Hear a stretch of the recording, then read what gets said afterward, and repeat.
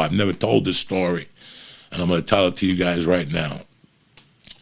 My father was born in Cuba, came to the States early, and he connected with a bunch of Jewish guys on the Lower East Side. There's a book called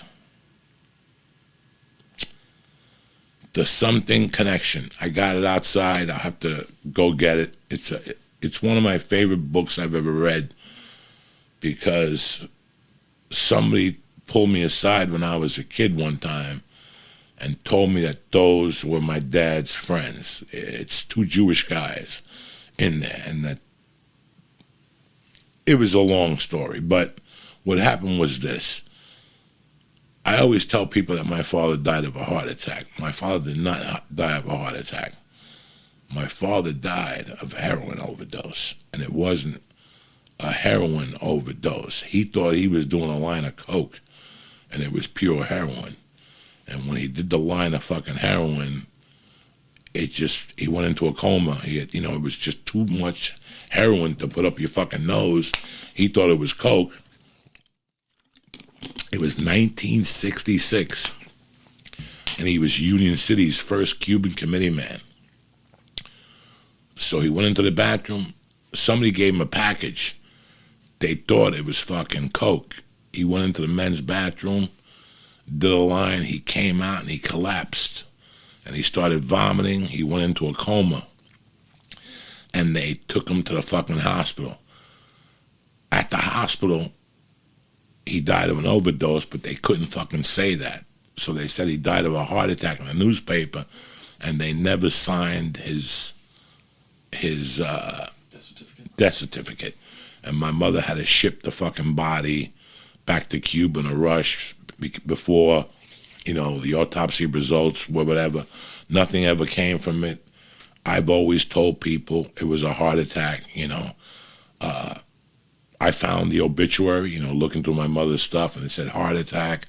All the obituaries said heart attack and stuff. But my mother sat me down one day. It wasn't even my mother who sat me down one day. I told you guys that I had a family in Miami, the Castriones.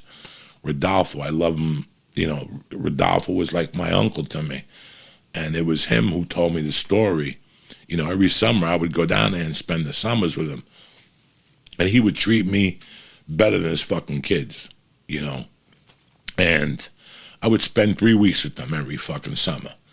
2 weeks at the house where I would work, and then the third week, my mother would come down and she'd join me, Rodolfo, Vivian, and the 3 kids. And we'd go to Miami Beach, and we'd spend the fucking week, and it was great. The point is, he treated me like a fucking better than a son. And one day, in 1976, the summer, I remember the summer because it was the summer the Eagles came out with One of These Nights. That's one of my favorite fucking jams of all time. The Eagles came out with that song, One of These Nights, and I met a girl down there in Miami, Rebecca and Natasha. They were 2 sisters, and I fell in love with one of the sisters, and, we were calling back and forth. And anyway, the point of the story is this, that I asked him once. I was about 11. In 76, I was 13. And I went down there, and he pulled me aside one day, and he goes, "Can I talk to you about something?" And he goes, "I don't know if you know this. I don't know if your mom has told you. I didn't want your mom to tell you. But do you want to know the reason I treat you the way I do?" Because I asked him once, because he used to always tell me, "I love you more than the son." I asked him, "Why do you always say those things to me?" And he goes, "I'm going to tell you something. Your mom's going to be mad at me, but I'm going to tell you the story anyway." He goes, "On the night that your dad died, they were having a party at the bar." He goes, "I lived 3 doors down at that time. Me and my wife lived 3 doors down from you, your dad, and your mom. We were always together. We knew each other since Cuba. We reconnected in the States, and we're best friends." He goes, "I had to do something the next day. He had to do a meeting. He had some meeting. He was a big outdoor boat guy. He was a big boating guy, this Cuban guy. And he had to do something with a boat. So he owned a boating company. down the shore somewhere in Jersey. I don't know the details, but he was starting to tell me the story. He goes, let me tell you what happened. They were having a party at the bar for your father, because my birthday is the 19th. My father died February 26th. This Friday will be his 51st anniversary. No, if he died when I was 3, it's his 55th anniversary. This Friday or the 26th, whatever, yeah, Friday. So he pulled me aside one day, and we were sitting there, and he goes, you want me to tell you why? Because I'm responsible for your father's death. I go, what are you talking about? My father died of a fucking heart attack. He goes, no. He goes, we were kids. We didn't know what was going on. We were doing cocaine. And I knew my mom did coke. But Rodolfo was such a straight fucking guy. Construction company, nice house, you know. He's telling me this. He goes, when we were kids, we used to do fucking coke in 1966. Can you imagine that shit? My dad was 37 years old. That's why I never thought I would live over 37, because my dad died at 37. So he goes, they were having a party, but I had this big event the next day I had to do, and I had to be there on time. I had to be clear-eyed, and I couldn't drink that night. So they kept calling me from the bar saying, Rodolfo, come over. There's a fucking tremendous party. There's broads, all this shit. There's coke. And Rodolfo kept saying, no, I'll hang up on it. I guess at some part of the night, somebody gave my dad an aluminum foil. And my dad went into the bathroom, and he came out, and he vomited. They called him first, and they said, Rodolfo, hurry up over here. Manolo's in trouble. He did a line of coke, and he had a heart attack. And he's like, fuck you guys. You guys are just playing games with me. That's a fucking lie.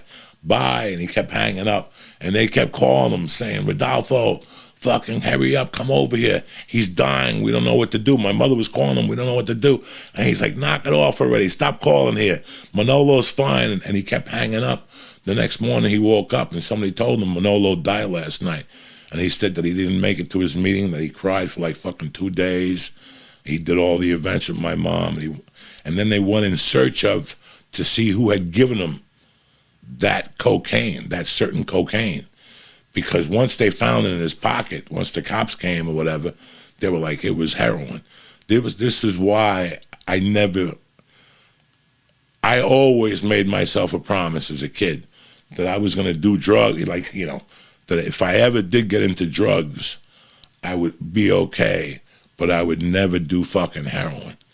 After my mother died, I did heroin with Gunter Brown.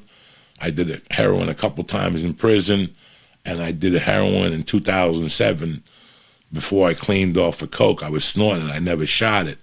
But that's what bothered me the most about heroin, because my father died of heroin.